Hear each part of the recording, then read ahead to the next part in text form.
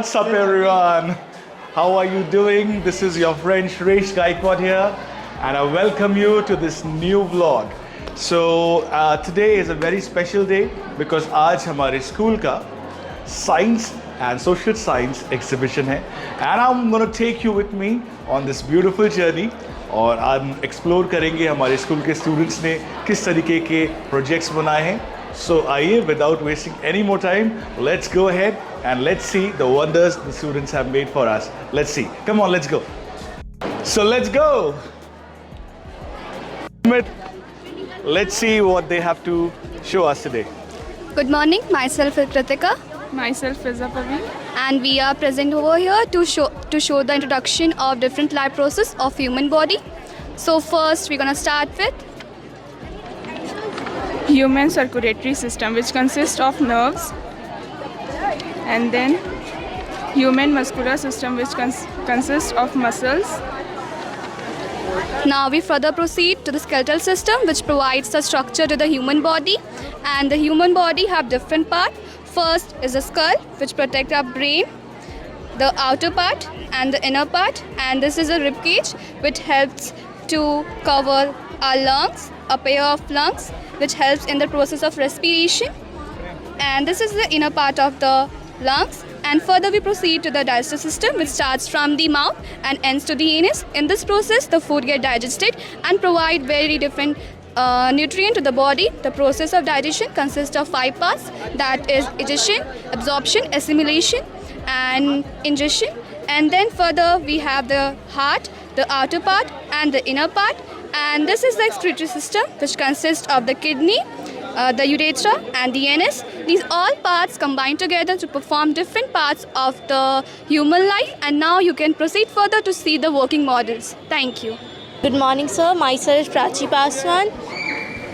And myself Zainab Praveen. And we are presenting the model of digestive system. The digestion starts from the mouth when we eat the food chew the food with the help of the teeth, and they mix the food with the help of the tongue with the saliva, which we called it as bolus.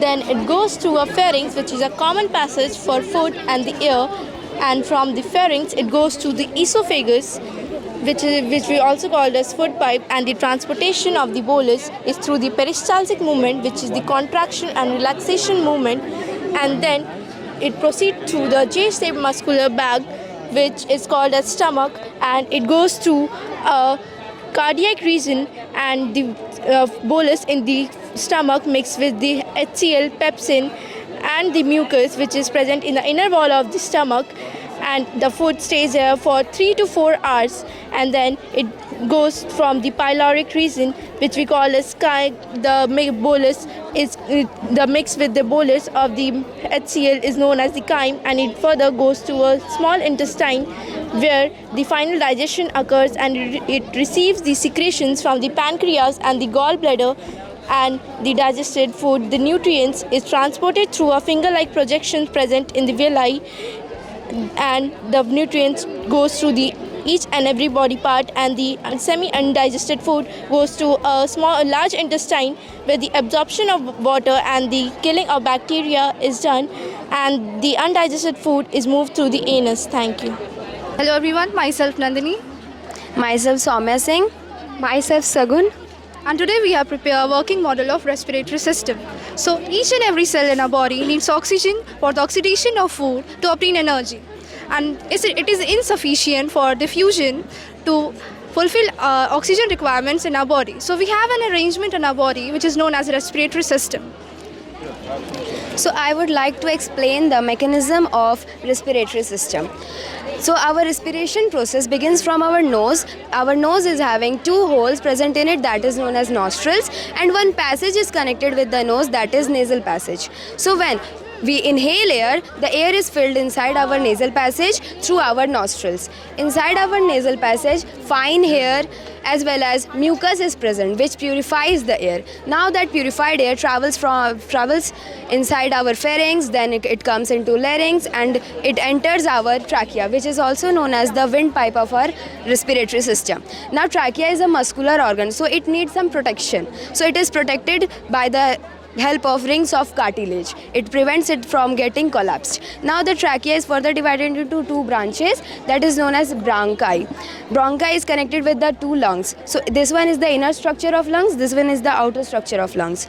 So inner structure inside our lungs, the bronchus is further divided into bronchioles, small branches. Now at the end of each small branches, bronchioles, alveoli is present, which provides large surface area as well as it is rich in blood capillaries. So when air enters in our alveoli, the alveoli gets filled up with the air, and here exchange of gases take place. And our blood becomes oxygenated, and the carbon dioxide present in our body, which is the byproduct of respiration, is released outside of the body through the same process through which the oxygenated air comes inside our lungs. Thank you. Now at last I would like to explain the breathing process in this. What happens when we breathe in? When we breathe in, our diaphragm contract and our chest cavity expand, then air rushes into our lungs. But what happens when we breathe out? When we breathe out, our diaphragm expand and our lungs contract, due to which our lungs contract and carbon dioxide released through our nostrils. Thank you. Ahead, we have come to the booth of class 12 and they have shown a model of global warming. Let's figure out what they have done. So I invite Sana to explain about it. Good morning, sir. My name is Sana Zabi, student of class 12, Humanities. Today we have made project on social science and the topic is global warming.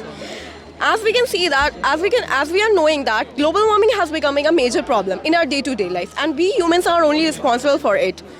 It is not also harming us, it is also harming human beings too.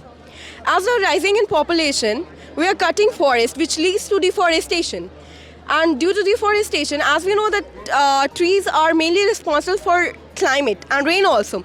And sometimes there is no rain and it leads to drought. And we humans are so modernized that nowadays we are using fertilizers, which carries many harmful chemicals, which is not good for our environment. And nowadays we are setting up industries. In industries we use many fossil fuels, which leads to air pollution.